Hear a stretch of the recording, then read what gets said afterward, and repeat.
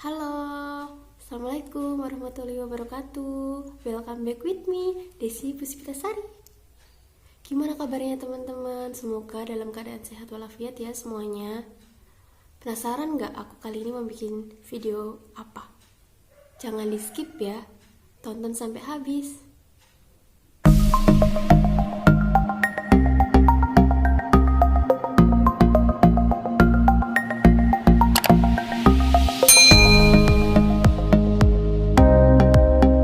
Assalamualaikum warahmatullahi wabarakatuh.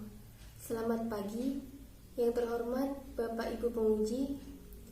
Mohon izin saya memperkenalkan diri terlebih dahulu. Nama saya Desi Puspitasari dari UPT Stasiun Klimatologi Jemberana, Bali.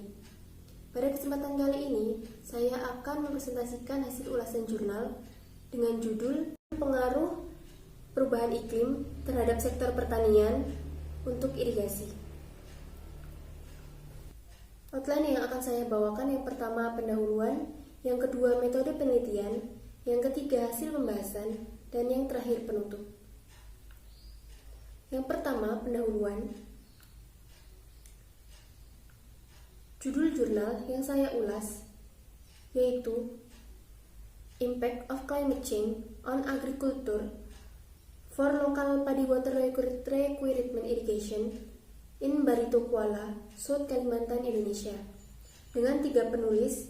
Yang pertama Maya Amalia, yang kedua Koichiro Oguchi, dan yang terakhir Toshihiro Morita. Latar belakang dalam jurnal ini yaitu produksi padi di Barito Kuala merupakan salah satu sentra padi untuk dijadikan sebagai penyangga pangan di ibu kota baru nantinya. Kemudian, bahwa di Indonesia permintaan beras semakin meningkat sebanyak 3 kali lipat pada tahun ini. Meningkatnya permintaan beras ini akan menjadi masalah besar untuk Indonesia, yaitu kerawanan pangan. Karena padi atau beras merupakan salah satu makanan pokok yang ada di Indonesia. Produktivitas padi akan sangat berpengaruh pada kondisi iklim.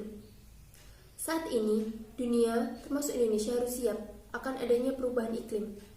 Perubahan iklim ini akan mempengaruhi produktivitas padi. Salah satu yang akan mempengaruhi produktivitas padi yaitu evapotranspirasi. Evapotranspirasi adalah hilangnya air untuk tanaman yang akan mempengaruhi pertumbuhan tanaman tersebut. Tujuan dari penelitian ini yaitu untuk mengetahui dampak perubahan iklim terhadap sektor pertanian untuk irigasi di Barito Kuala, Kalimantan Selatan, Indonesia. Metode penelitian. Yang pertama, lokasi penelitian berada di Kabupaten Barito, Kalimantan Selatan, lebih tepatnya di irigasi Terantang. Kemudian, data penelitian yang pertama, data curah hujan dan suhu diperoleh dari data DIAS atau Sistem Integrasi dan Analisis Data dari BMKG. Kemudian, curah hujan proyeksi diperoleh dari model GCM. Ada 4 model GCM yang digunakan yaitu APRO 10, CNRMCM5, GFDL-CM3, dan yang terakhir MRICG-CM3. Kemudian data iklim proyeksi diperoleh dari HADCAM 2CC. Kemudian metode penelitian yang pertama, melihat bagaimana kondisi curah hujan dan suhu di Provinsi Kalimantan Selatan. Kemudian melihat bagaimana proyeksi ke depannya dari model GCM tersebut. Yang ketiga, melihat proyeksi evapotranspirasi. Yang terakhir, melihat kondisi kebutuhan air masa kini dan masa datang. Selanjutnya, hasil. Yang pertama, mengamati data curah hujan dan suhu. Diketahui bahwa curah hujan pada Kalimantan Selatan terjadi puncak musim hujan pada bulan Januari dan musim kemarau terjadi pada bulan Agustus. Dengan curah hujan pada bulan Agustus sebanyak 50 mm, sedangkan curah hujan pada bulan Januari sekitar 370 mm. Sedangkan untuk suhu minimum terjadi pada bulan Desember dengan suhu 24,5 derajat Celcius. Sedangkan tertinggi terjadi pada bulan Mei sebesar 27 derajat Celcius.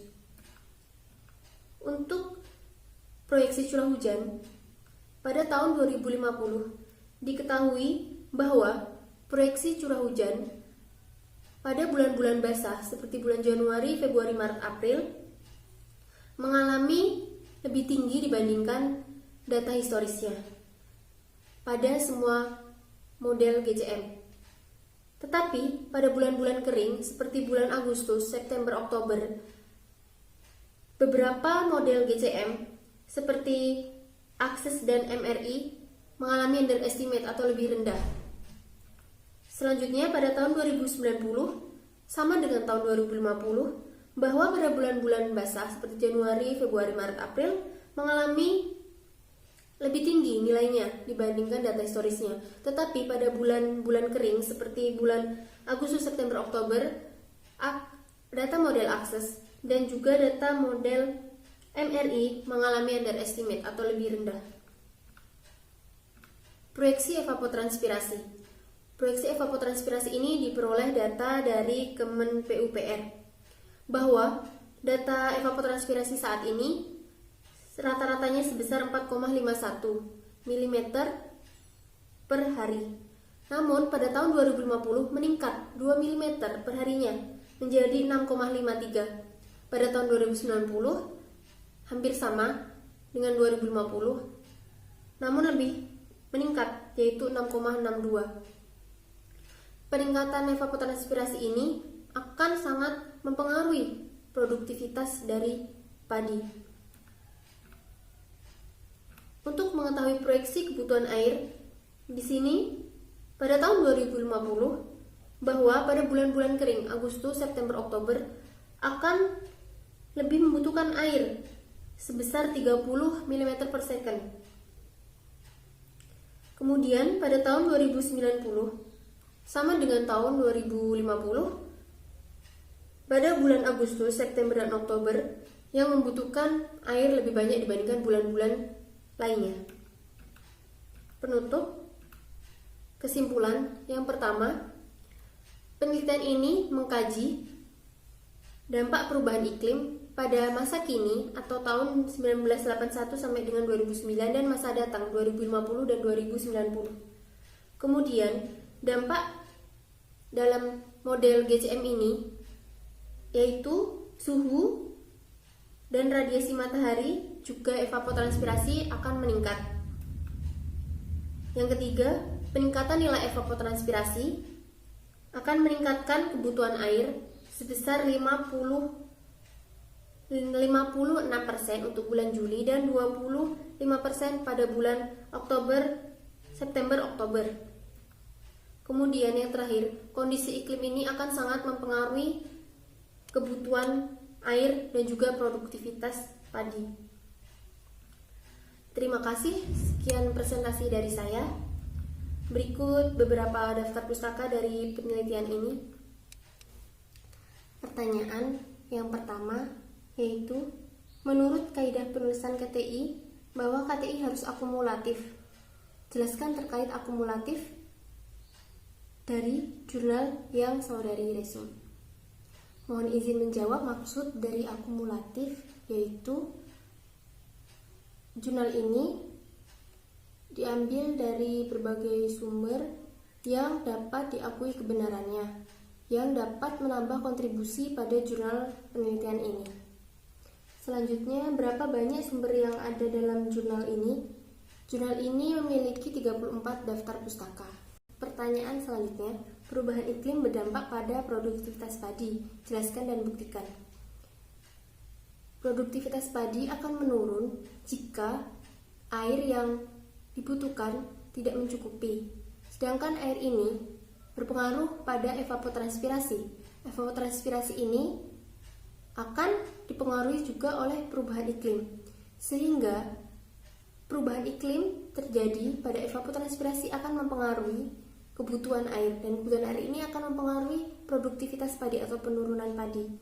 Dijelaskan tadi pada grafik bahwa kebutuhan air pada tahun 2050 dan 2090 pada masa-masa kering atau pada musim-musim kering bulan Agustus, Oktober, September akan membutuhkan air lebih banyak, sehingga pada bulan-bulan tersebut harus diperhatikan, jika tidak akan terjadi penurunan produktivitas padi.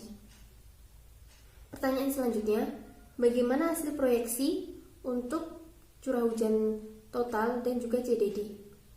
Mohon izin menjawab, CDD tidak dijelaskan pada jurnal ini, namun curah hujan dijelaskan pada grafik proyeksi curah hujan, bahwa pada tahun 2050 dan 2090 pada bulan Januari, Februari, Maret, April, curah hujan akan lebih tinggi dibandingkan pada saat masa kini atau data historisnya. Tetapi pada bulan-bulan seperti Agustus, September, Oktober, beberapa model GCM mengalami lebih rendah dan juga ada yang lebih tinggi. Sekian presentasi dari saya. Terima kasih. Mohon maaf kurang dan lebihnya. Wassalamualaikum warahmatullahi wabarakatuh. Halo semuanya, gimana? Udah nyaksiin kan ulasan jurnal aku tentang perubahan iklim terhadap sektor pertanian? Semoga video ini bermanfaat bagi kalian semua ya. Jangan lupa tetap jaga kesehatan, makan makanan yang bergizi, dan tetap di rumah aja. See you in the next video. Bye.